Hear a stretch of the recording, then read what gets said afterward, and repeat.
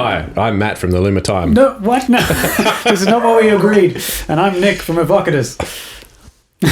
And it's opposite day. Apparently. What song are we doing, Matt? We're doing the luxury of ignorance. Yeah, you got it. Episode 13. Welcome, everyone. Hello.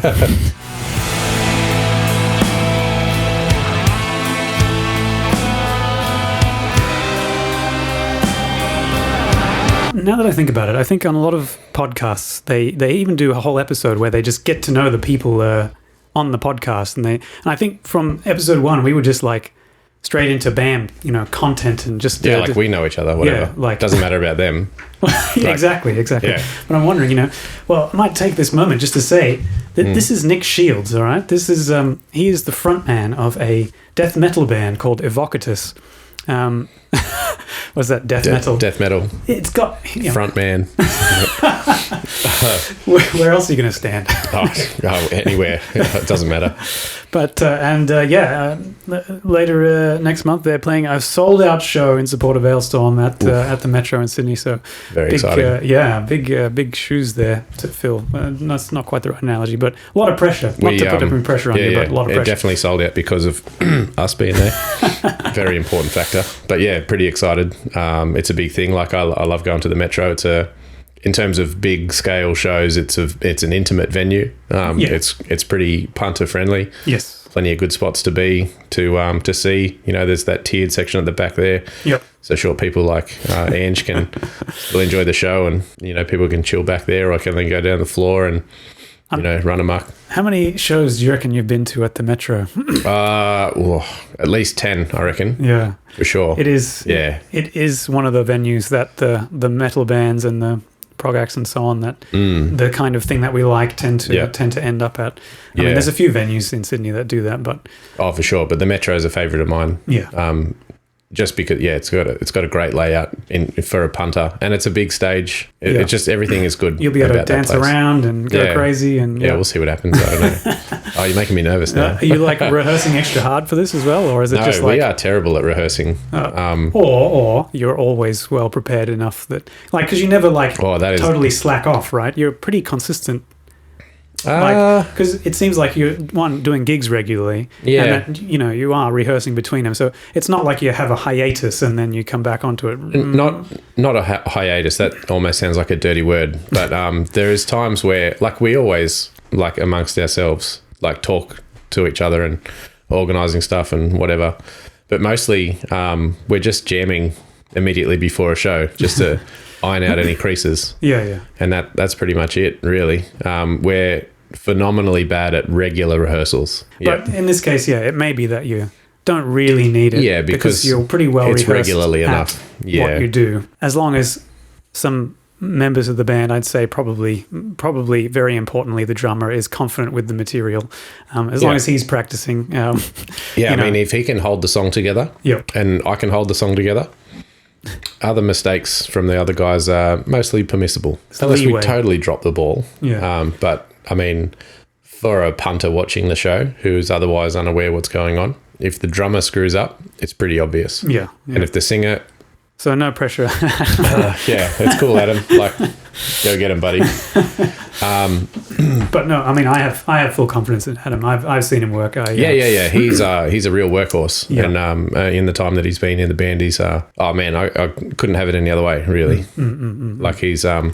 He's really come into his own and taken it on. He is definitely what you want in a drummer. Full steam, 100%. But in terms of me making mistakes on stage, the most common mistake I can make is I'll forget a line, or I'll start singing the second verse instead of the first verse. Nobody cares, man. No. If you make it unintelligible enough in my grunting, the passion is what's important, right? Yeah, no one even knows anyway. And it's like the people who don't know, it doesn't matter. Yeah, exactly. And the people who do know, they're like, Nick. They have a little giggle to themselves. And I know, the other guys on stage might pick up on it, but they're often too busy in their own little world, noodling hope away. They're concentrating on what they're doing. Yeah. Where I'm not particularly busy on stage, right? So I can hear everyone else's mistakes. Here's a question: Do you do any not, full hard what you'd call choreography, all right? But do you have a sense of the different songs? Do you do different things in particular? Yeah. So it's only relatively new, but we've tried to work out a few things about some specific stuff that's happening on stage. But you don't want to spoil it. No. It's not like that. It's not like I give you spoilers and it's like, I knew he was going to do that. It's nothing like that elaborate. But it's something that's come up in conversation, trying to find, something more for our There's probably certain moments in certain shows that are really have a great impact, and you want to accentuate that impact. So you coordinate in some way to. Oh, it's early days in terms of that kind of stuff anyway. So we're just kind of toying with the idea. Like we're talking about it. Yeah. But not particularly. So it hasn't been, instantiated yet. No, not exactly. Right. But it's definitely a topic of discussion. Okay, interesting. Yeah. Yeah, I mean, I don't know. There's different ways of doing it. Different bands are different. Yeah, and it almost makes me think, as a front man who's not playing guitar or anything else, I'm just standing there with a microphone or a sword or whatever. Weapon of choice. I don't, when there's all these self-indulgent, guitaring that I don't get to partake in, what am I supposed to do? Do I just, duck back and get a drink? And I do, right? Because sometimes I literally need to have a drink. Depending on the song and how long the guitar solo goes for. But yeah, otherwise, I feel like if I was playing the guitar or playing the bass or, even playing the drums or whatever, I would never be not busy, and I'd never be searching for something to occupy my time on stage as an entertainer rather than just sitting idle. But at the same time, you almost, the guitar solo, it's their time to shine, and then Neil Shields' up the front going, "Hey, look at me!" You don't want to take too much away from. Yeah, and I do try to consciously think of that and just get out of the way, go away for a second. Vaughan becomes the front man for a little bit. Yeah, exactly, as it were. He's not singing the part, but he is. Yeah. Filling that role in a way. Yeah, okay. I mean, lots to think about. Yeah, and mostly you'd hope that kind of stuff happens organically. Sometimes when you think... It doesn't hurt to be prepared. And especially, and you can be your own hardest critic, right? You can watch a video back of yourself and see yourself on stage and go, what am I thinking there? What... that is a piece of advice I've seen a lot of people do. Say is record yourself and watch it back and then cringe hard. Yeah, because it's... You don't look as cool as you feel. It definitely feels cool. Yeah. And everyone else seems to be having a good time, but then you watch it back and go, "Oh man, what are you doing?" With that sort of post-sobriety, sobriety. Rehearsals are something that we enjoy to do, and we don't do it often enough. No. There's a little bit of geographical inconvenience for a couple of us. I think that might be an Australian thing almost, right? Yeah. Are there many bands that you know of maybe bands that all live in the metro of Melbourne or something, they can get it together, but they can just drag their cab onto a tram and go to their mate's place. Well, look, technology's come a long way. Surely you don't have to take your cab anymore on the train. Sure. But I'm sure there are the hardcore but it's just me now. Everyone else is in Newcastle or close enough. Yeah, okay. So I'm the one who has to drive a couple of hours of my day to make that happen, but I don't mind. I like doing it. No. I like driving too, so that's fine. Musicians, as a general rule, don't mind going out of their way for their craft. Yeah, for sure. I mean, obviously, it's great if you're on site all the time, yeah. Whatever. And especially in Australia, you look at how far tours have to go in numbers of kilometres even for 3 shows or whatever. It's you can play a 5-date show and you've travelled 10,000 Ks. yes. And, we do it. We do it. Aussies, they don't mind. They understand the breadth of the country, as it were. I visited my relatives in England a couple of years ago, and we were like, "Oh yeah, this is our trip. We're going from here to here." And they're like, "In one day?" I'm like, "Oh, that's a trip to the shops in Australia." Yeah, that's right. Yeah, just got to go and get some milk. Yeah. See you tomorrow. It's almost like we're happy to do it because once you're there, once you hit the stage or whatever it is, it's like it's always worth it. That's the best thing. Yeah. Yeah. And then, the morning after, maybe, you have some regrets, but not enough to not do it again and again and again. Yeah. Fool me twice, right? At least. Yeah, at least twice. So I had a little... some housekeeping, a little redaction to do from last week's episode. Okay. Nothing major, but I slipped in there some stuff about category jamming, right? Editing the podcast, I realized that I had somewhat misrepresented it. So basically, I said it was when you get two things that are scary and you mash them together, they're even more scary than they are normally. Yeah. And I was kind of using that as a metaphor for genres. Yeah. But I think the more accurate one is it doesn't need to be two scary things. It just needs to be things that normally go together. When you do mash them together, they become I don't know, discomforting or weird. Or like if you cross a pig with a train. Yeah. Like train pig. That is scary. That was one of the things, is inanimate objects with animate objects. Oh, yeah. Okay. So, I'm sure there's plenty of examples, but yeah. So like a living, breathing hammer. That would be scary. Yes. Okay. Especially if you had to use it. Yeah. Ow, ow, ow. Or if it was coming after you, if you're a nail, as it were. Oh, man. Wow. Get me out of there. What a nightmare. It's grindcore There's some lyrics, Cannibal Corpse type stuff going on there. Yep. And I think, there are, like, I don't even know what these monsters are, but I've seen an internet meme monster going around, and it's just like a tall thing with like speaker horns on its head or whatever. Oh, wow. It's just inanimate objects with animate. Anyway, That's enough. That's enough to be scary. It doesn't need to be scary things. So category jamming, just an update for last week. Rewind. Yeah.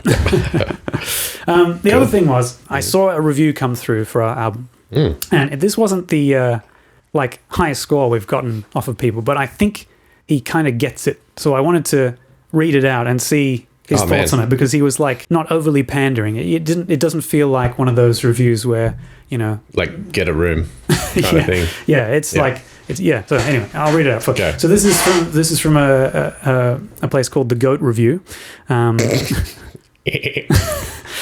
I don't know what kind of creature it is that performs these, but the person's the title of the part of the blog is called Scuttle Goat's Curmudgeonly Critiques, and this is so you can Google this. I also I think it was on Instagram somewhere. Anyway, I'll link it on Facebook or whatever later as well. Anyway, so it starts off like this. A common complaint I have for progressive music is how linear the material often is, and how little purpose there seems to be for making the songs as long as they are. Prog can often seem like a run-on sentence, or rather a series of run-on sentences. Prog, then, is dependent on the moment-to-moment enjoyment of the individual parts. A single part not connecting can take out the momentum fully. I should notice, whenever I see that someone's posted a review, I get the sweats, like instantly. Yeah, you've spoken about that before. And then I pop this open, and I'm like, oh, geez, okay, there's the first few sentences. All right, here we go. But, I'm at a place mentally now where I'm okay with criticism, and I can take it, and it just feels like, okay, you don't get it. That's just try to be better, Matt. Yeah. But anyway, that's the starter. And then he says, I would level this criticism at the Loom of Time's second album, Grand False Karass, if not, for some magical reason, the album didn't just work and be basically enjoyable from front to end. Oh, wow. The Loom of Time seems to switch between genres and seemingly unrelated parts so effortlessly that despite the seeming disparity of the individual sections, songs turn out frighteningly cohesive and with a thematic through line and a musical red thread that runs through all the songs. Mainly, I believe this is because of Loom's incredible talent for writing transitions. Often it takes my brain a couple of seconds to figure out what genre they're now pivoting to, and transitions are basically invisible both on a compositional and a production level. Unless whenever they don't want it to be smooth, of course. Opener, The Depths of Hell itself, plays with the tropes of black metal on a level of production as much as they do writing. A sudden shift to a raw production signals that we are going deeper into hell on a thematic level, but it also signals how much of a gimmick raw production is. A commentary on the black metal metagame, perhaps. The Loom of Time seems to love metal as a whole without much deconstructivist tendencies compared to, then he makes a comparison to another band. I won't read that. You can read that if you want. I'm not cool. Anyway, so as compared to this other band who try to make every change as flashy as possible, the Loom of Time just show much more craft, and then he's put a high 7 out of 10. So he obviously doesn't go to decimals, but he's high 7. Yeah, 7.99. Okay, but not close enough to round up. Okay. Yeah. Or something. Anyway, so I thought, that it almost seemed like it was backhanded at first, but he came around to it. But it does make me very happy that it's not just people, they listen and they go, yes, I like it. It makes me especially happy when someone seems to understand the project, who isn't necessarily on board with it from the beginning, right? Yeah. And it's like we've convinced them somewhere along the way. So in a way, that makes me hopeful, because it means that some of the stuff I actually tried to do might have worked on someone. Is seeping through to some people.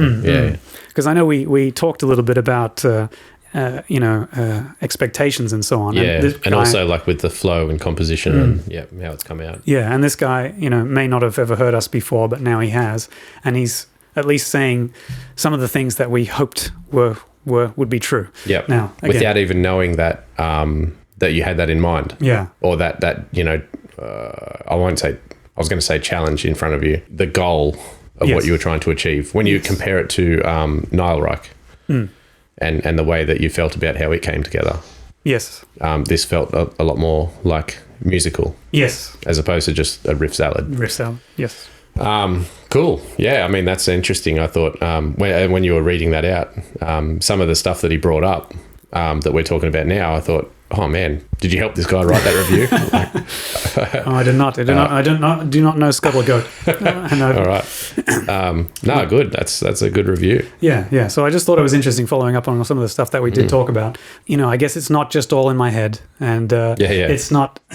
Because, I tried to give you expectations, so I might have planted some of those ideas in your head. Sure. But here we have what might be a more or less independent review, somehow getting on board with the same ideas. So without having the preconceptions that you've given. Yes. Unless, of course, it was through the last record that they've just heard anyway. Maybe. But, even then, I guess he probably wouldn't have known what we were trying to do or going for or whatever. Yeah. Anyway, so I just thought that was interesting. I just thought it was interesting based on everything that we're talking about, that we're not just talking nonsense and nothing, and that, maybe some of the stuff that we actually talk about that we're saying is important for songwriting or whatever might actually work. So for anyone who's in the business of writing stuff, the stuff that you think about when you're writing, it might actually make a difference. Yeah. It might actually make a differess. There you go. Anyway, so that's good. Going onwards. So we're doing the luxury of ignorance. Yes. I've always got my lined up question here for you. Oh. Yeah, and I always put you on the spot, and then you've got to filter through a catalog of thousands of albums in your head to try and come up with one example, and it's impossible. But I'll keep doing it. Yeah, throw it to me. All right. Have you been in this situation where there's an album that you would say is very good, perhaps even one of your favorites, but that you rarely actually listen to it when given the choice to put on whatever you want to, perhaps because you have to be in a certain state of mind or mood in order to listen to that kind of music? Like, I would say my favorite band of all time for the last 15, 20 years is probably Opeth. Of Opeth's back catalogue, I have a favourite record. So you could probably say that this is my favourite all-time record. But that kind of stuff changes from time to time, month to month, whatever, flavour of the week, that kind of stuff. But I recognise that I don't listen to it very often on purpose. That might be just because you've listened to it a lot in the old days, and perhaps.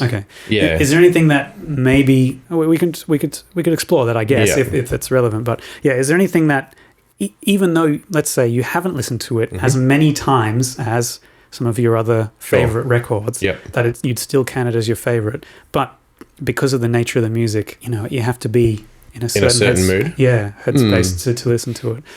I don't know about a certain headspace. I guess that's a hard question. I'd have to search a bit deeper. But I think if I think about music that I don't listen to very often, but I really enjoy it when I do listen to it, it'll almost be about nostalgia. Okay, yeah. I'll feel nostalgic about something and think, oh man, I want to listen to that record.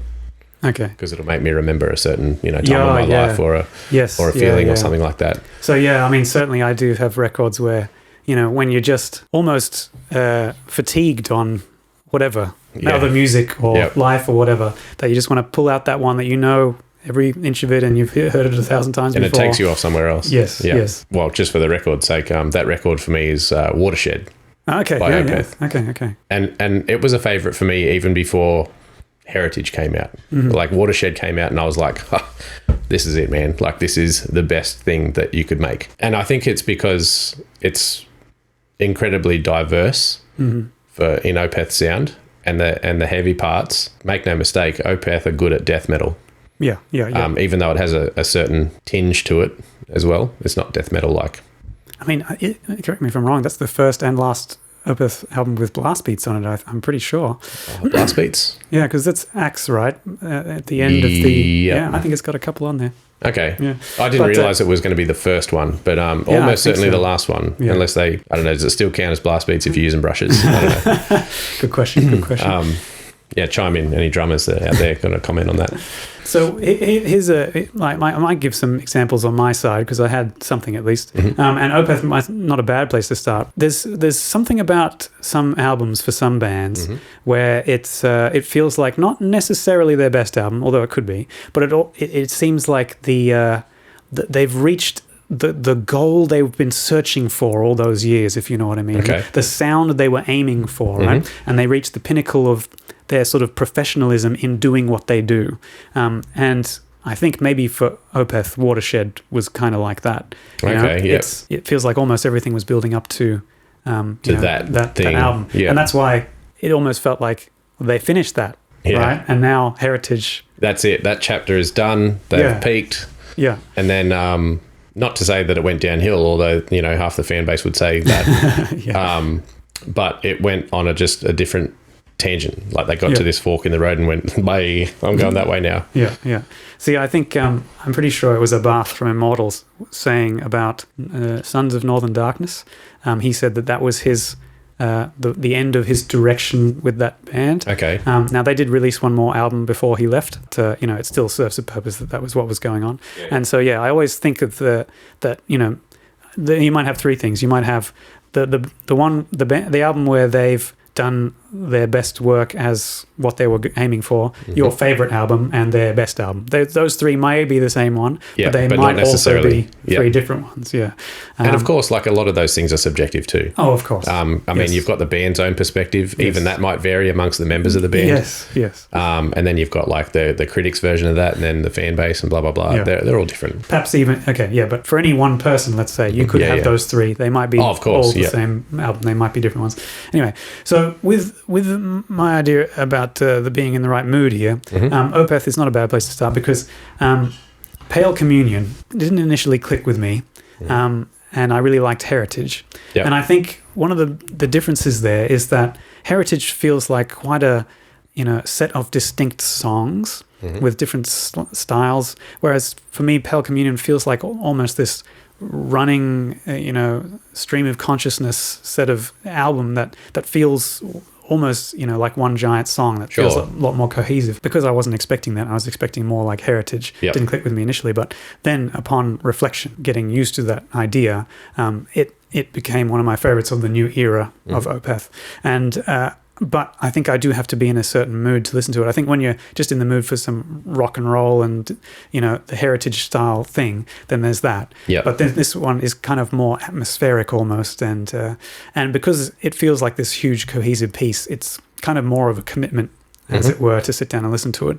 So I feel like I do have to be in a different, if I'm in a different mood, I will pick a different Opeth album to listen to almost. I think especially long, dark albums are always like... you have to be in the right place to listen to it. Like I pulled out Triptychon the other day, and it's quite a long, dark album, and it's very, very heavy. It's quite dark. Yes. Yeah. And I as much as I love it, I couldn't just put it on every day. I think I'd get fatigued on how dark and brutal it is, or whatever. You'd end up slipping into a shadow or something. And there's certainly from like the funeral doom end of doom, where it's very, very slow, very, very dark. There's a band called Mizmor, Ahab is like that, and for those kinds of bands, for that kind of doom, I can't just put it on every day. I got to get in the right place. And I suppose that means then for me that I have some agency in how much I'm going to enjoy an album based on how I'm feeling, which means is almost like there's some choice on my part as to how good the album is going to be for me. So in a way, it's almost like there's a right and wrong way to listen to music, if you know what I mean. And that got me thinking, if I have to be in a certain mood to listen to a certain kind of music, what kind of mood is the person that's going to listen to the music that I make need to be in, if there is one, to get the most out of it? I know I've spoken to some people and they're like, a band that I love just came along at the wrong time for them, and then they never got into it, even though if it had been a few years previous that they'd found it, they would have been right into it. Yep. And tastes change, and I don't know. It's a hard thing when people like miss the boat on certain bands. They've already gone somewhere else. Yeah, I think we've touched on a couple of examples of that in previous episodes where we talk about a certain band and it's like, oh man, I never got into that. Like, I just missed the boat altogether. I missed the boat on Dream Theater. Yeah. Like I was made aware of Dream Theater after Opeth, for example. Yeah. I was already an Opeth fan. I listened to Dream Theater and it's like, it's certainly hard to go from a more extreme place to a less extreme place. Perhaps. I'd say stylistically. If you're chasing extremes, for sure. Well, yes. I mean, I think... Which is a natural kind of perhaps, progression for a lot of people. For us. Yes. Yeah. And for metal generally, maybe. Yeah. So, that just got me thinking, like, is there a wrong way to listen to music? Or should you recommend that someone be feeling a certain way before they embark on some... If you were to do that, how do you do it? Like, is it to do with the album art? Does that then rely on the person like physically seeing the front cover going, oh man, that's making me have this mood. I'm going to maybe chuck it on. You might be right. There's something That's only one thing. Sometimes it just, like, what about people who listen to the radio? What choice did they have in any of that? It's just going to come on. Well, I guess like those kind of DJs are playing to a target audience too. People who don't care. Is that it? Or maybe... that we have a term, radio friendly, right? Or radio edit. Right. It's obvious that there's for stuff to get played on the radio, it has to hit certain criteria, and they actually choose this based on that. So it might be the case that if you're going to listen to the radio, it's because you're in the mood to hear new things, perhaps. New things, or the same 10 songs 100 times a day. I guess it depends which station you're going to listen to, right? Unless they're a radio show that markets to themselves as a certain kind of thing. Of course. They'd have to pick things which have a certain mass appeal. Like even on the songs on an album, you'd have to pick the one that has is the easiest to digest or something for the first time listener. This is why we didn't start the single with the Depths of Hell itself or any of those other tracks, is because Lancer Longinus was more probably digestible for people in any mood, let's say. And also, like you said before, I think on a previous episode, where that song was more of a like an overview of what the Luma Times got going on. It didn't misrepresent the album as Not much at all, as any of the other songs. Whereas, like if you put Choice of Automaton as a up front, it's like, oh wow, that's weird, and then the rest of it's like not weird like that. It's different kinds of weird, whatever. Yeah. So how do you put a mood or attract a listener by a mood of your sound before you get there? If you were to recommend certain movies or something, you'd say, if something's like good, but it's really, say, slow, but it's dramatic or whatever, that you recommend that in a different way to someone than you would a popcorn action thriller. You don't just say, oh, it's awesome, and then they're like, wow, that was so depressing. Why did you say it was awesome? You made it sound exciting. I'm like, oh no, not exciting, just awesome. That's why you say, like you're in awe. Be prepared for it's slow but it's good or whatever. I think that's what the function of the ever expanding world of subgenres is. I guess the subgenre as a concept is misrepresented as like elitism sometimes, but it's more of just a way to consciously explain to someone what it's going to sound like. It's like a shorthand. Without, you don't have to say, well, the blast beats go like this, and then the screechy vote, you just say, oh, it's black metal. Yes. It's shorthand to give something like certain expectation. Or if you have another band where you want to say what it sounds like to someone, well, what's it sound like? You can rattle off a bunch of bands and say, like, if it's this band and this band put together, or you could just say, man, it's atmospheric black and death metal. Yeah. That's a thing. Yeah. Now you know in your mind what you're going to expect. That person can then go away, and if they know what the genre is and they know that they're not in the right place to listen to that kind of music, then they'll be like, I'll listen to it later or whatever. I suppose so. I suppose you have to trust that people know what they're doing, and if you've given a good representation of what genres you work in, it'll be up to that person to get in the right mood to listen to it. I imagine that it's harder for reviewers who are, tasked with subjected the job. to it, whether they want to or not. Of seeing as many or, listening to as many albums as they can to stay abreast of everything, that they may not have that luxury. They might get or they might give a glowing review from something that they hear that's refreshingly different. Whereas they can get weighed down on the monotony of reviewing things that are so similar to each other. As soon as you add to it, that it's like, oh man, that was amazing. There's all these different qualities that people look for in music, and novelty is certainly one of them that gets weighted differently depending on, I think, probably person to person and how much music they listen to, probably. And mood even as well. When there is like a novelty, like you say, people can just be like you shrug it off as a gimmick or whatever. Yes. Yeah. But other people latch right onto it, and it's like, that's the thing with the thing, Yeah. I love that. One of the other examples I was thinking of for my sort of mood thing was a similar case between the Opeth albums I talked about was Mastodon. I think quite a few of their albums feel like distinct songs, but their latest one, which is really long, it's like a double, I don't know, over 80 minutes or something. And it feels like it's got less novel gimmicks in it and maybe more just songwriting, the thing that we call it. And so initially upon hearing it, I'm like, well, it's not as interesting as their last album, and it's just so long, and the interesting parts are just spread out further, and it didn't click with me. But in the exact same way that the Pale Communion started to feel like this giant song that you experience as a whole thing, so does this album.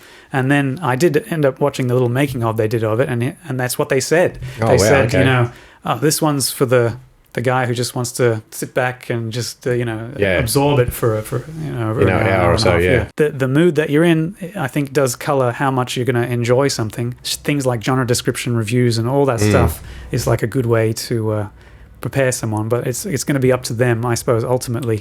To listen to it at the right time for them. And if that listener gets it wrong, because we've only got so much influence as an artist putting out a thing. We can't tell them when to listen to it unless you put instructions on the front, I do sometimes see albums with sticks that say play it loud and so on. Or, first thing in the morning, like first thing out of bed, boom, chuck it on, like Aerobics Oz style or something like that. There are playlists for, morning rises that I see get spruiked, but I don't think many... But anyway, if you get it wrong and you lose that listener on that particular listen, then so be it. And they might come back round. They might not, and then it might not matter. It might hit the spot properly for someone else, which it did, for your record, for that guy doing that review. I tend to like to, buy an album, and so I probably listen to a lot less music than I could than the guys who were out there doing the streaming thing. But I almost... always force myself to listen a second time because I've spent the money, almost. I've invested in it. So there's plenty of albums that I, again, didn't like on the initial listen, but, I just go, all right, I've bought this album. I'm looking at it. I'll give it another go. And I've gone, well, okay, I just didn't understand the project. I'm in a better mood now. I know when to listen to it. Jason is saying some stuff about that too. Yeah, what do you got for us, Jason? And the stuff you listened to as a teenager, now that your ideas and preferences of music have changed and evolved a bit, some of the stuff I used to listen to was legit garbage. Yeah, I mean, I think everyone's got those kinds of regrets. But at the same time, it's like... some of the stuff I listened to once I discovered metal and went down this path, I was like, oh, that's garbage. And then after I got a broader appreciation for music, I've gone back and listened to it again and been like... That's not actually garbage at all. It's just... It's different. Yeah. Or, there's always stuff you can appreciate, even in the stuff that I wouldn't pick up and listen to anymore, they probably still have great production. You can probably still listen to it and go, damn, that, kick sounds good or whatever. Yeah. Things are different strokes for different folks.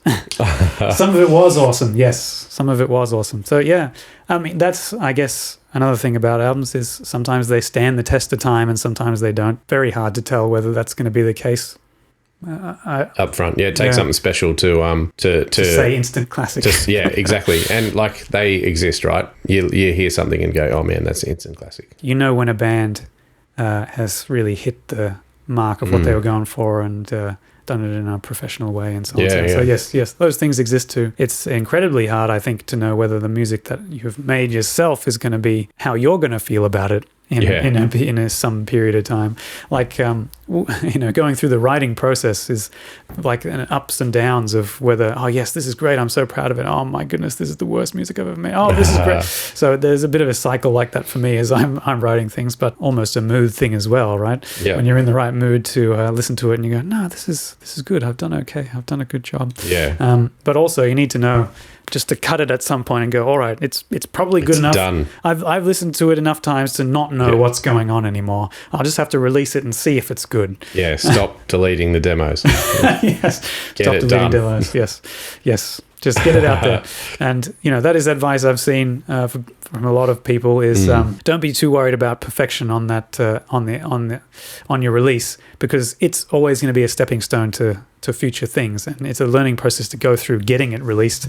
So do it, and even if it sucks, you'll have learned from it and you'll be able to do better next time, rather than wait for the stars to align or whatever it is. It's not coming to you. You can't just wait. No. You've got to get it done. There's never a perfect time to release, so just do it. Yeah, that's right. Looking at you, Ori. Get your album done. Yeah, we all want to hear some Sarah Lee there, okay? Stop deleting them. Good point, Jason. So without going through all of those albums, I wouldn't have ever been listening to the things I love now. Yeah, that is a good point, actually, because it takes one thing to go to the next. You don't just get to go automatically to the finish line. There's a journey to go on that you've taken, and you might look back on some of those things and go, man, what was I thinking? You've had to use those stepping stones, Do you want more wine? I mean, I may as well. The point of the wine was to help keep some calories in my brain and to keep me going at this late hour of the evening, whatever. So, yes, we'd better pour another one. But, I'm not a wine guy. You're not a wine guy? Not particularly, but I don't mind it, Perhaps I'll try and learn how to drink wine. We'll take any advice. If it's just a volume thing, you drink enough to understand. But, I feel like I'd have to you stop understanding stuff if you drink enough. I mean, yes. Well, okay. Enough wine over a long enough period. Yeah, not just tonight. We'll learn everything. Yeah. All right. Luxury of Ignorance. So this was the first lyric that I wrote for this album, but not the first song, because I think I came up with an intro, maybe, or the idea that the intro would be quiet, and I knew I couldn't start the album like that. I didn't want to do that, so I didn't write the music for it, but I just had an inkling that something else would come along, or maybe it was more like for another lyric that I ended up writing. I knew that I could make this a good start, and I did that, black metal, stabs, and then just straight into it, and that, so I put Luxury away for a couple of tracks. Yeah. And you'll notice that it does fit into the third track, Bring It Down a Bit. Yes. Scenario. Now it's not like that the whole song, right? But the intro is a little break, a breather from those two quite energetic tracks going forwards. This is most analogous to the overture type song. Now that I think about it, it's probably most analogous to track 1 from Nihil, right? Ashes of Your Fall. In that regard, it feels very balanced and complete, and that it doesn't veer too hard into any one genre, like the black metal feeling of track 1 and the rock and roll feeling of track 2, the thrash feeling, and so on. So to me, it does feel like almost the quintessential Loom song, or perhaps, like I was saying, it's like the pinnacle of what we're aiming for, if you know what I mean. I think it's got lots of little things. It's got a bit of black metal, a bit of doom stuff. I think it feels like it's almost got a 3-act structure where it's got a bunch of Loom music up at the beginning. Then it's got this quite long trudging section in the middle, and then it dips down for something melodic and big at the end. So those are my sort of 3 acts. I didn't write it like that. It just sort of happened that way because of the way the lyrics were. It felt like the big song from the album, the kind of lead single, the overture, the one that would best inform people. But at the same time, it does have, I think, perhaps particularly that very middle section where it's very trudging, is weird enough that I didn't want to actually end up using it as the lead single. I had in my mind that I would, if I was going to produce a second video, that this would be the track that I would do it for. Right.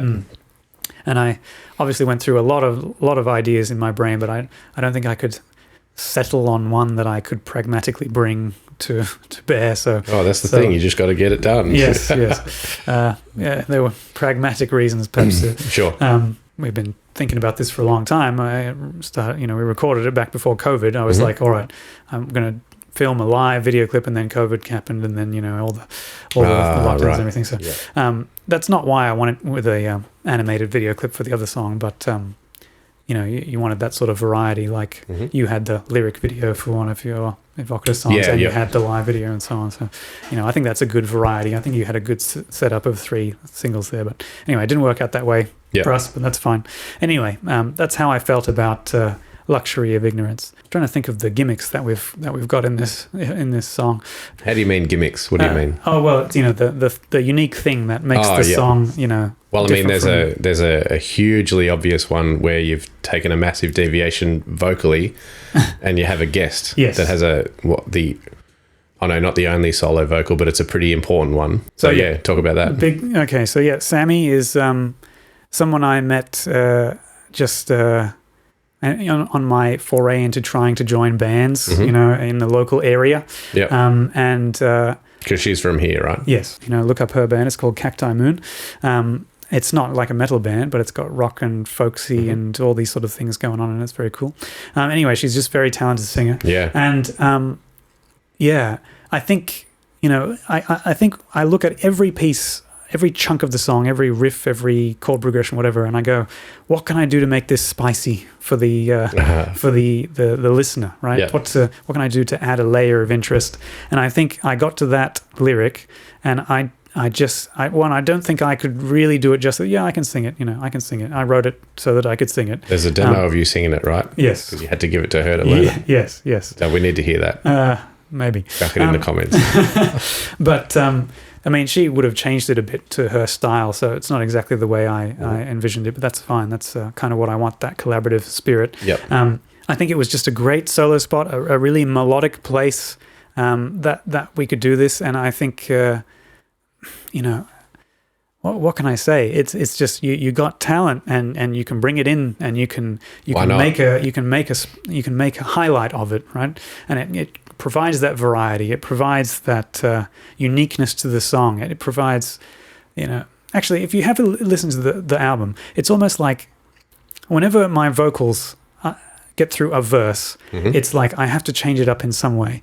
And so often what you'll hear, and I've noticed this as I kind of listen along to it, is that if I've got a long period of vocals and then a long period of vocals, some parts of it at least, I'll probably go, all right, this one needs to be distorted and like a thinner production or whatever to provide variety and to change up the flow of the album, so you separate 2 sections from each other. And so that's one way that I created variety and dynamic and flow and separated the pieces apart. And this is another way, having a guest. Sammy just nailed it, and I think that section really works very well. I think the other thing there is the percussion, right? So the percussion underneath that section is programmed by Adam. He basically, I gave him that section. I didn't know what to do. I'm not really one for writing percussion. Then I learned that Adam is actually like a trained professional in this area. Not just, he can play the drums, but he has some musical background in, so he wrote out like glockenspiel parts and all this percussion stuff. And then I basically just took all his MIDI and put it into my DAW and mucked around with what instruments to use on those places. The only thing that isn't him throughout there is before the guitar solo comes in, there's quite a low percussion section after the weird part, after that weird part, and that's that part I did. Now you might have to ask Adam exactly what he was going for, but I think I just wanted something that was quite energetic, and I think he got that right. But for that part before, I think all the instruments I used for all that percussion were called odaiko. They're like a Japanese drum. Okay. Like a traditional drum that they hit with big wooden beater things. Like a big fat stick. Yes, a big fat stick. Yeah, that's right. I was inspired to do that because, here you go, a kids program that my son would enjoy to watch and that we could watch with him is called Rilukuma and Kaoru. It's a Japanese stop-motion animation about a young girl trying to make it in the big city who also lives with a sentient stuffed toy bear. Of course. And a couple of other random animals. And anyway, they go to like this Japanese festival, and they've got the Odaiko there, and they're playing them. Yep. And I'm like, oh, that sounds awesome. Yep. So I just I stole those instruments and got those. Chuck that folk thing in a metal song. Yes. Yep. And then I had Adam's percussion programming, and just so I used those instruments and chucked them on there, and I think it came out really. It did. Yeah, it's really nice. And it's also. It's a riskier part of a song, I think, because, using weird instrumentation like that is always in danger of taking you out of the song, if you know what I mean. Even that guy mentioned that could have happened in that review, but it didn't. So obviously it worked out well enough here. But yeah, because it's one of those places where it's the only place on the album that it happens, it might feel jarring and weird and out of place, but I think maybe it just flows well enough that it ended up working out. Yeah, something like that. Or perhaps just because it sounds good, because the drums are good and the vocals are good and there's a soaring guitar solo. Right. And there are some strings there, right? I said last week that there's the only place on the album with just background strings. I found a couple more. But there's another one there. There you go. No, well, yeah, you definitely nailed that. And Sammy nailed those vocals. However much direction she might have had. I mean, I've heard or seen, pretty sure I saw her play live once. And I thought, oh, wow, yeah, she's a good singer. And then I saw some of the Cacti Moon, and I was like, oh, that's that same girl. Yeah. She's pretty good. Yeah. And then I heard, that she was going to be on your record, and I was like, oh, I can't wait to hear that. So, yeah, her, Adam, what else is going on in there?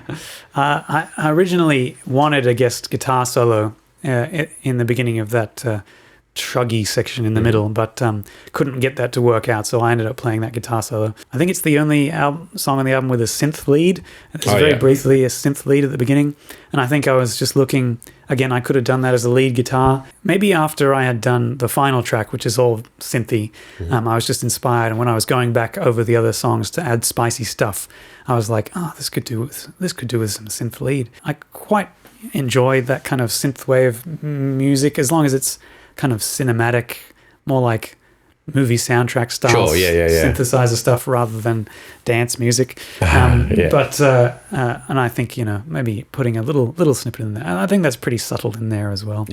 Brad, in the weird chuggy section right at the end, we just make some noises, and the bass does this almost constantly changing note chromatic scale solo, as it were. That was just Brad's I just said, Brad, just go for it, do what you want. And that's what he came up with. So nice. So right at the end of the song, when just after Sammy's finished and we bring in the sort of big heavy ending, epic ending of the song, I intended to just sing that as a solo vocal. I thought I had enough energy to do it, and that's what I did. And then lo and behold, when I get the mixes back, Mitta has added all these layers of the vocals using just effects and wideners and exciters and so on. So now it sounds like there's tenemy there or whatever.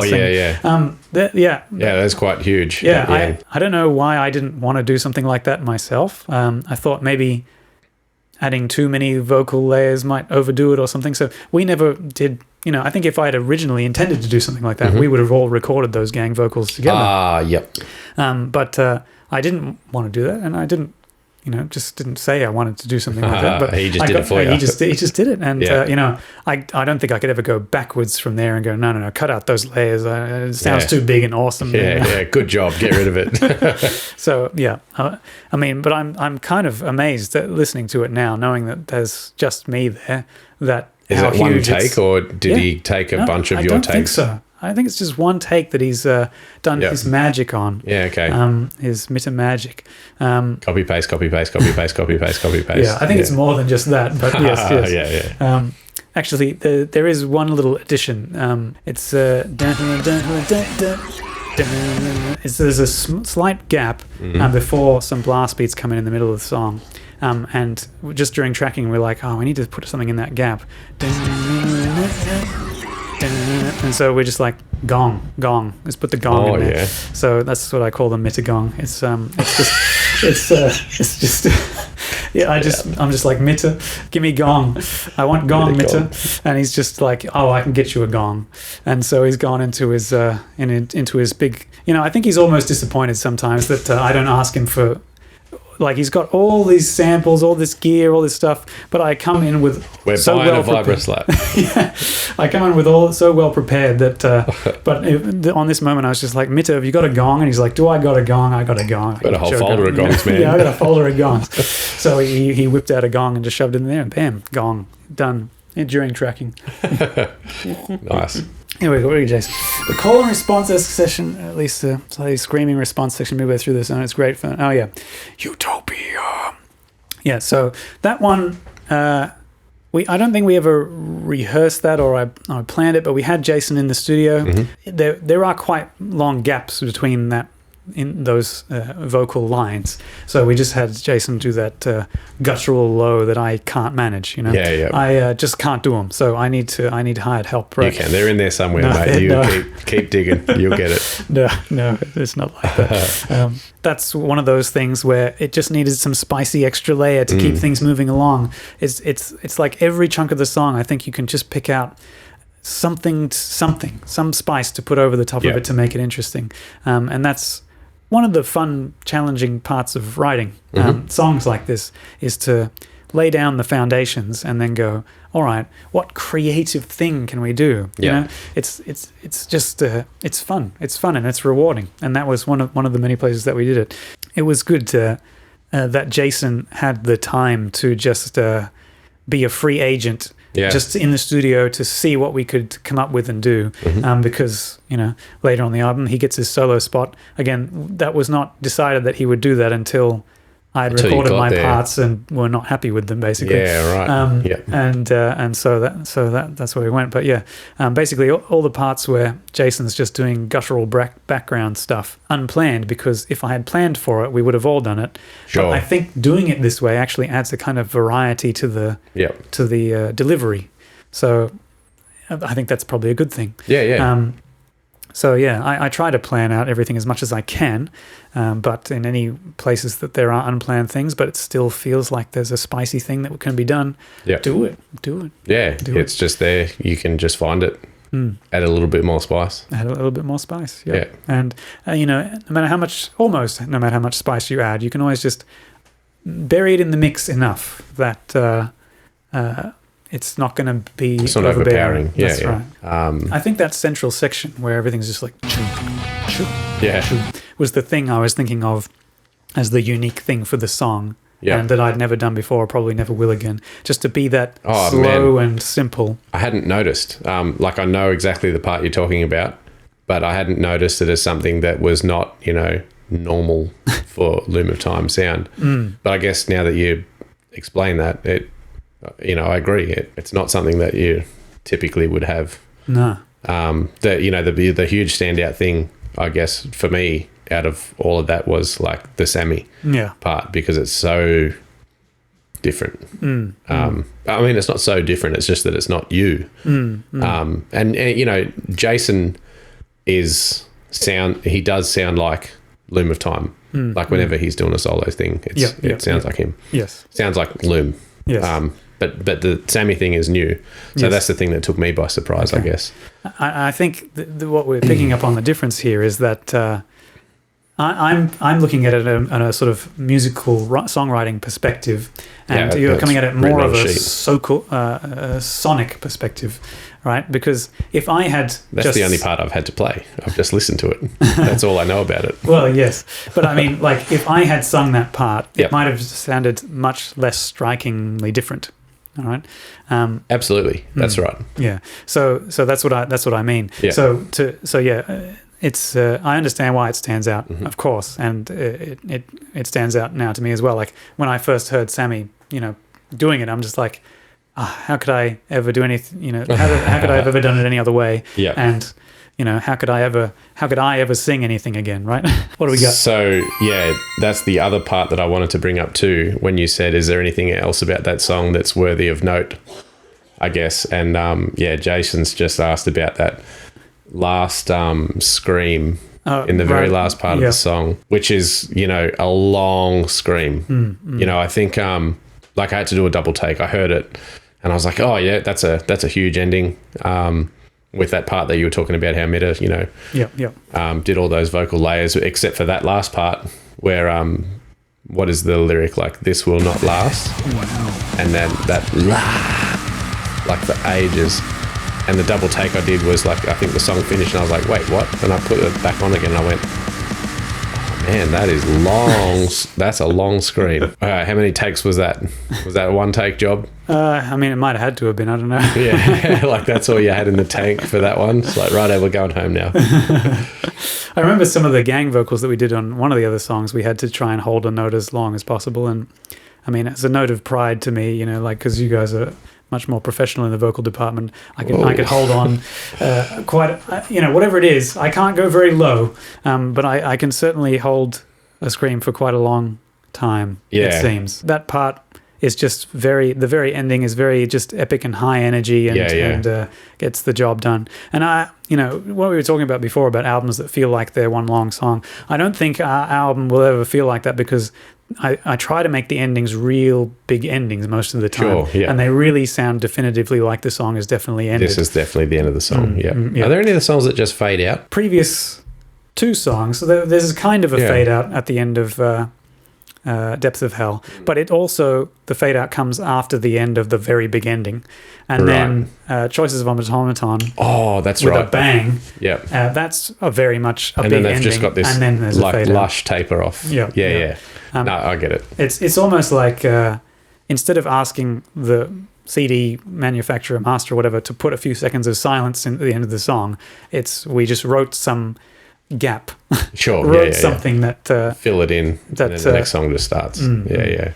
And this one is not like that though. This one really gets to the very end moment because you can't. You don't want to fade out every song. And Jason reckons that that's actually your third longest scream. Yeah. So dig up some longer ones later on. See how long you can actually get. I'll have to think about that. I don't know. I would have thought that was one of the longer ones. That's pretty long. But I guess with that one, there's a certain number of bars where it has to finish at, and so I finish the scream at the end of the song. Whereas could have done another 8 bars. Well, I don't know about that, but there are probably some other places on the album where there is no end. It's just a held note forever, right? Yeah. And then I just hold it for as long as I can. Yeah, and then in the mix it fades out to nothing. Yes. Yeah.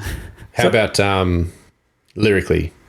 Lyrically? What are we doing here? In a way, and I'd say in the way, it is basically a sequel to Ashes of Your Fall.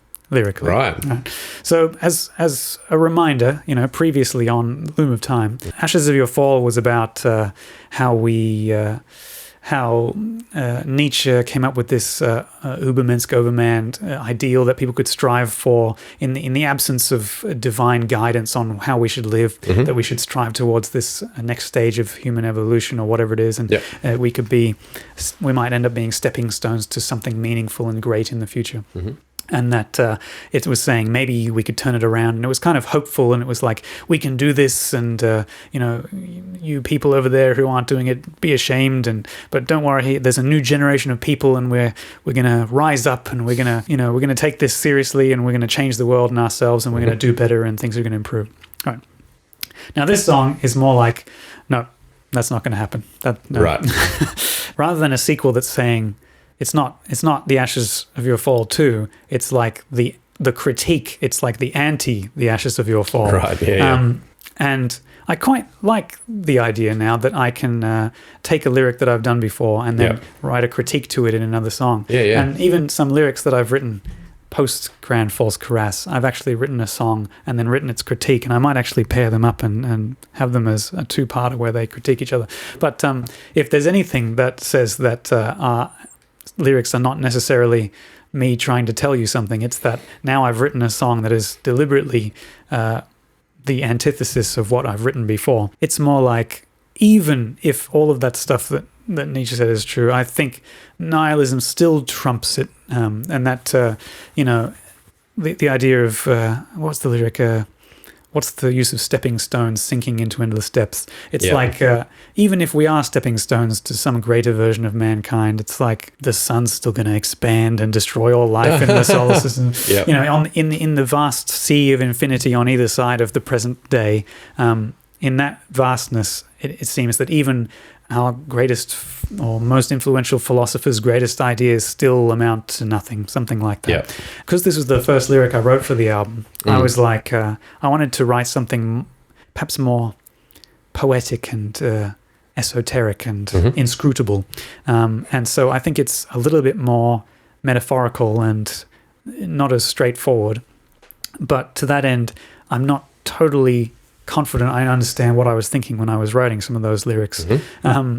And so maybe, and I think maybe after I'd finished this song, I was just like, well, I think I find it more natural to write in a more direct fashion. And so the rest of the songs on the album, I think, are just basically more direct and less poetic. And I mean, I think maybe what are those first lyrics? How does my song go again? I see the more open up, and you know. Inside is only my reflection, and I see the path behind me, and you know, it's imagistic. Is that the word? You know, it's painting a picture rather than saying some direct thing. And so I guess that was a little experiment for me. Ultimately, I don't think it panned out to the rest of the record, for better or for worse. I don't know, but it was a go. It was an attempt was made. So that's basically what's going on. Could you keep doing that? You think lyrically? I think on that same metaphorical kind of path. I think I could, but I think it takes more thought to do it. You have to do it more deliberately. Sure. Whereas when you're just feeling angry emotions and you're just writing angry stuff about philosophy, it comes more naturally to me. For whatever reason. I think it's just it's more simple to be straightforward, perhaps, right? I think I could be more poetic, but it would be probably less intensely emotional, maybe something like that, because I have to put more thought into it rather than just let it happen. And so maybe it's less intense or something. I don't know. The only reason I ask is because I like that stuff. Okay, of course. And I don't see myself as a lyricist, but I can appreciate good lyrics. Anyway, I'd never really heard or thought about that in your own lyrics until you pointed it out. This is the only song that I felt like I was trying to do that kind of thing. So perhaps now, if you compare them all, you might be able to see that. But even I might have to think about that for a second. One thing I would say is that there's a moment in the song where it does talk about utopia, as if Nietzsche was aiming for some perfect thing. Now, I don't think that's the case. I think he was actually probably contra-utopian or whatever, and that he didn't want that. And maybe, like a lot of philosophers see, life as struggle, and that's actually, I think one of the quotes from Nietzsche is like, you would look back on your darkest times and find them the most beautiful, or something like that, right? One day, in retrospect, the years of struggle will strike you as the most beautiful. Sigmund Freud. So he wasn't the kind of guy that wanted to end struggle and be in a blissful utopian state. But it just sounded cool, man, when I wrote the lyrics. I don't really care. It's not consistent. It shows an obvious misunderstanding of the philosophical works on which it draws. And that's fine, because you got to remember that the lyrics, they aren't important. They're not important. So so there's, again, it's not super consistent, but I don't think the Nietzsche nerds are probably coming to scrutinize my lyrics anyway. But if they did, be like, so what? Utopian ideals in a Nietzsche? No, I don't see it happening. But I think you're safe, man. You'll be okay. It's okay. There's no pitchforks. Come and get him. But don't. Please. When I think about its place in the album, again, it was just written chronologically, so I got to this point, again, lyrics a little out of order, but the music, this is where it came, because it's not as intense and it's got low moments and a low intro. It sits in that place where you bring it down a little bit, but of course it's got quite an epic feel, especially at the very end. I think, Brad even mentioned that ending is like the new loom sound, right? It should all be like this or something. I think, obviously I think Brad's on board with the project, but I think at the same time he's like, why couldn't Matt write normal stuff? I can tell that like he could do it. He could write normal music, and we could be superstars or something. But no, I couldn't, Brad. I couldn't bring myself to do it. But no. But yes, that ending is quite epic. I think it did turn out very well. I do remember that we had to rewrite some of the drums in the studio because there's actually a few spots on this song where we actually modified the song because Scott had a good idea for drums. And so we just changed it, from whatever to triplets to whatever. It sort of evolved when he came into the project and started manipulating things.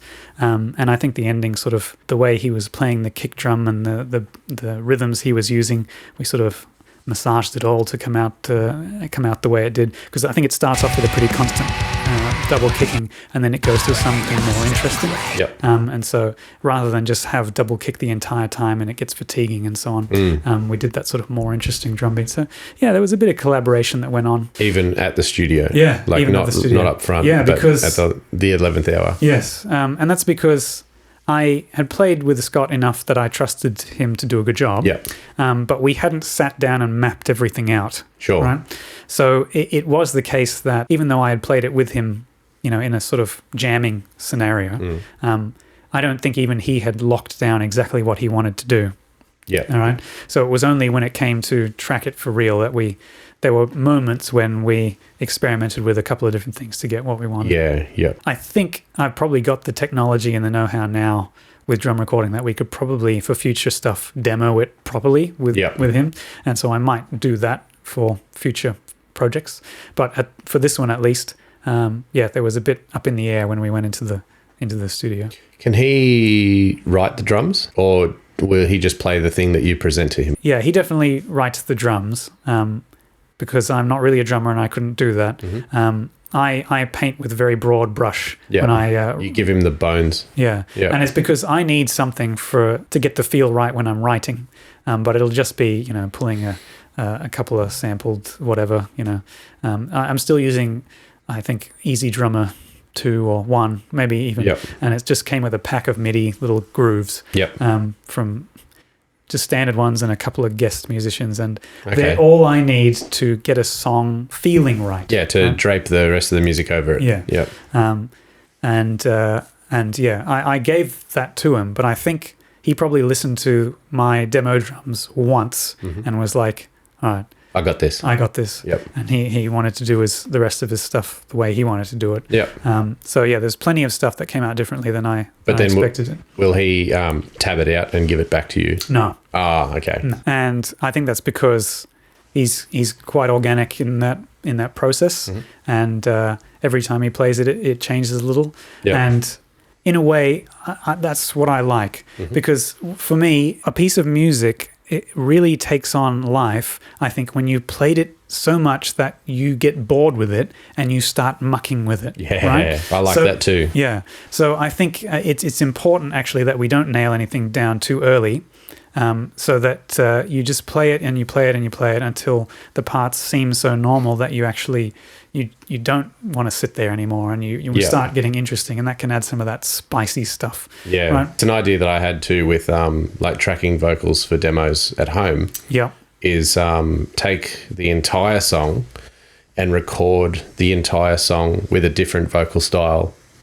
For the whole song. Right. And then you can pick and choose from each track which parts you want to blend in with the next, whether they're really high highs or really low lows or something somewhere in the middle. And you can just chop and change it as much as you want because you've already laid it down. That's a great way to do what I was saying, with the variety of vocal helping you have a flow and helping it not just sound like a wall of yelling, if you know what I mean. And then for whatever mix you want, you can, export a mix and then learn how that goes and then start to, sprinkle some spice on that of your own and then maybe take it back, demo it again with the way that you see fit based on, mucking around with the mix. Yeah, absolutely. I feel it's a pretty necessary part of my writing process that once I've written something, I export it just to whatever, WAV MP3 and stick it somewhere. I can listen to it later, just while I'm at work or doing whatever, just so I can get the feel for it. And then if something sounds off or I get a better idea while I'm listening to it, then I can inject that in when I next go to write. But you've got to have that familiarity, if you know what I mean, with the... To start with. Yeah. You got to write it, then you got to sit with it for a while, and then you've got to muck with it. Do it again, yeah. Yeah. So, no, Scott never tabbed anything out or, you know, I think when he, after so long, after he recorded it, and now listening to the album again, he's like, oh, I don't play that like that anymore. Yeah, so, I'm sure we have stuff like that. Yeah, and that's fine. I don't mind playing stuff differently live. So, you know, it'll be interesting to see what's different now. The only thing I would be worried about is if there's specific cues in the drums that I listen to know when to do something in particular, I'll have to make sure it's still there, or to be able to get it right, or learn whatever new thing. Either that, or learn the song so intimately that the cues don't matter anymore. Yes. Yeah. Yeah. I mean, I think Scott Smartass was just like, just count it, Matt. I'm like, I don't want to count it. That's your job, man. Yeah. Yeah. Like working with Steve back in the day, like different parts of the song with different energies, because there's so many changes, he would speed up and slow down, and it would, you know, not like in a getting it wrong way. It was just like sometimes it would be energetic and whatever compared to what the demos were. And I learned to play to him and how he did it for live. But when it came to tracking it, he's like, wow, this is so much slower than I normally play it. So, you know, it has its ups and downs, I guess, in the way that you do it. But I do prefer to play to the drummer and what they're doing rather than try and tell them what to play, if you know what I mean. Sure. Go, this is the way the music's written, you know, the sacred texts, you know, you read them, but no. So yes, I'm happy with that sort of organic process for writing. And, you know, I'm basically at the end of writing an EP at the moment, and I've got some final touches on to do it, but I have a feeling that the process, I don't think Scott's heard any of it. So I'm going to shoot all those demos off to him, one with a drum, with my drums on it, just some MIDI, whatever, and then one without anything. Yeah. And then he'll be probably, I know, you know, even though it takes me ages to put those drums together and they still sound crap, he'll be like, listen to it once and then go, all right, I know what the deal is. I know what the deal is. Now let me. And he can pour his sauce all over it. Yeah. That's right. Yes. Cool. Yes. Yep. So that's the plan. Shoulders next. Number 4. Yeah.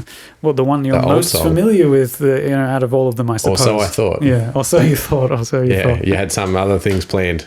Yeah. Looking forward to that one because it's got some real interesting stuff in it as well. Oh, we got some stats coming up here too. Oh, look out. What do we got? Scream length, track 7, 15 seconds. Track 3, 11 seconds. Also, I think Mac can do low screams. If we all believe, then we don't need the proof. Yeah, my lowest scream is still going to be higher than. Anyway, it doesn't matter. I don't mind not being able to do it. You know, it's just call on the help when you need it. Yeah. You can't do everything, and it's almost like you don't need to try to do everything. It's important to know when to let go of trying to do everything as well. It's okay to stay in your lane from time to time. Yes, exactly. So yeah, I'll leave the lows to the professionals. But have you ever tested that out on yourself just for the sake of it, or you're just always doing it in the interest of, you know, recording a song? I always figured that I'd be able to scream long as I needed to. If we rewind about an hour or so, we were talking about rehearsals. Yeah. And because we don't get together to rehearse very often, we often have to just practice of our own accord at home, like any good musician should. Most of as purely a vocalist, and I do a lot of driving, whether it be to and from work or on the weekend or whatever, but I am just yelling at the windscreen all the time. Yeah. And one afternoon driving home from work, I found myself just screaming along to sections of songs that don't even have any screams. And then I got carried away and I started like watching the clock as I was driving. So I was like, when it gets to like, 58, 59, 0, and then I start this scream and I see until like my lungs are completely devoid of any life-giving. Yeah. And then you passed out and woke up in a ditch or? Oh, no, not quite. Just up on the gutter. Like, what? But yeah, it was an interesting experiment and a little bit lightheaded after a while, but it was good fun to try and like measure that. Yeah, okay. See like what am I actually capable of? I don't know. There was a part in Choices of an Automaton right before the kind of really thrashy, energetic section with the organs in it nearer the end. I did in the studio. I did a big long scream there, you know, and Mid is like, dude, we've heard that before, all right? You don't need that. So I was like, all right. So I just remember. Oh yeah, that's the classic. We replaced the We replaced the big long scream with the the grunt. I don't know if it has a name. The bleh. One of the bands I tried to join when I was in Wagga. Remember I told the story about driving a guy in the ute. Oh yeah. Anyway, in the back of the ute. I remember that conversation that we had with those guys. They were I think they were arguing over who held a note longer, whether it was Bruce Dickinson or Maynard James Keenan. Oh yeah. And I can't remember who. For a long scream. But like longest, some record. Who had the record for the one? I think maybe they decided Bruce Dickinson held it for the longest. Held the record for a long time, but then Maynard did a longer one. Yes, and I think that's on Lateralis. Oh yeah, yeah, oh yeah. He has a Ticks super and Leeches long or something. Yeah, one of those ones. Yeah, it's either Ticks and I think it might be Ticks and Leeches. Yeah, there is a very long scream there. You know, you can never tell these days whether it's just surely there's longer ones in the deeper obscurities of metal. Yeah, than a Tool song. Well, yeah. I mean, it has to be. I mean, he's a professional, right? He's the he's famous for a reason. Well, probably not that, but yeah, but I mean, that particular scream is famous enough for that reason. I've heard it being talked about on the radio before. Yeah. Okay. Back when the radio was a thing. Yeah. People used to talk about Tool on the radio. Yeah. Nobody gives a shit about Tool anymore. That was 10,000 days ago. Yeah, a long time ago. One thing I did think of is that the intro to Luxury of Ignorance, every review that I've seen mention the intro to this song has said that it's a synth, that they introduced the song with synths, but there are no synths. It's all guitars. Now, I know that it was actually trendy for a while in metal to try and make your guitar sound as weird as possible, but not use any synths on an album. Right. That's cheating. Okay. Yeah. We're not cheating by sending our guitar signal through 1,000 different pedals. That's not cheating That's not cheating at all. That's just a better way to do it. It's real music because it's not synthesized. It's a real guitar. That's not my intent. Okay. There's an album. It's here somewhere. I think it might be a band called Suspiria. And I think even in the lyric booklet, it says something like "no synths were used on the making of this album." Right? Oh wow! Okay. The intro to Luxury is not a synth. It is just a guitar that I've sent through tremolo and an octaver and a couple of other things. I'm not a knob twiddler, but I wanted to do something sonically interesting, and I wanted to use the tools that I had to do it, and so we did that. Then in the background, underneath that tremolo effect one, you can actually hear the first riff of the song just played backwards and faded in. So that was sort of planned, but I think on my demo I just played one chord and just held it and then just did some effects on it to do weird stuff. And then I'm like, I don't know whether we just forgot to record that or I had a better idea, but I'm like, okay, take the intro riff once the guitars come in fully, reverse it, stick it on the end, fade it in, do some frequency sweeps. And it sounds really good now because coming in backwards up to the first note, it's sort of, and then it's symmetrical. It's symmetrical up to that point, and I think it sounds really good. But no synths. Cool. Just for the record, no synths. But very important. But then just a few seconds later, I actually literally play a synth lead. So yes, there's synths around, but not in the intro. That part. Yeah. Idiot review writers. Yeah. Get it live. We only use real guitars until we play the synth. Then we're off the rails. Anyway, thanks again, Shieldsy. Good. No worries, man. Good chat. Fun times. Anyway, so verdict: wine is okay for our little escapades here. I like wine. All right, we'll see if we can learn how to drink it over the course of these next. I'll see if I can go to the pub and win some more. Try something different. Well, you're a winner, Shieldsy. You're a winner. Bring home the bacon, as it were. Bacon wine. Delicious. All right, thanks, guys. Thanks, everyone, for hanging out. Have a good week, everyone. Yay. Yeah.